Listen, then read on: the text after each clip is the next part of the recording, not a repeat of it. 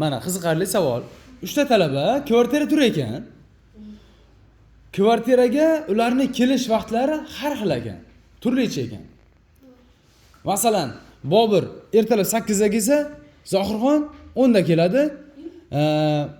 Firdavs 12 da keladi. Ya'ni uchalasi 3 xil vaqtda keladi. Xo'p, ular alohida o'zlariga bittadan qulf osibdi. Bobur kelayotganda o'zini qulfini ochar ekan, kirar ekan. Zohirxon kelayotganda o'zini qulfini ochib kirar ekan. Firdavs kelib o'zini qulfini ochib kirar ekan. Tushunyapsanmi? Ha, uyga kirishda. Uchalasini kaliti 3 xil. Bu qanday bo'lishi mumkin? Qanday kiradi? 3 xil. Ha? Ha? O'sha uyda 3 xonali kvartira bo'ladi, Yo'q, bitta uy. Bitta eshigidan kiradi uchalasi ham.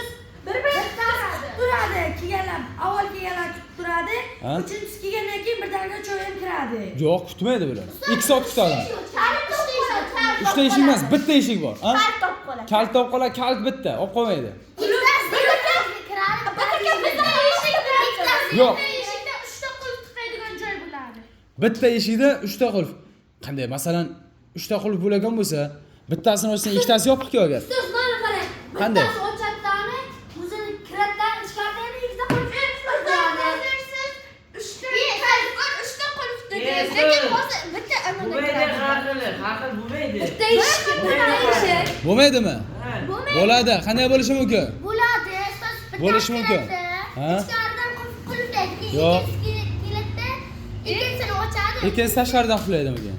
Ha, ikkinchisi Topgan o'quvchiga pul mukofoti bor, faqat 1 minut vaqt ichida. Topgan o'quvchiga 50 ming mukofoti bor mana. Tushundinglar a? Mana shu kvartira eshigidan kiradi, kirgandan keyin 3 ta eshik bilan 3 ta eshik bittasi ochib, birinchi alov kiraveradi.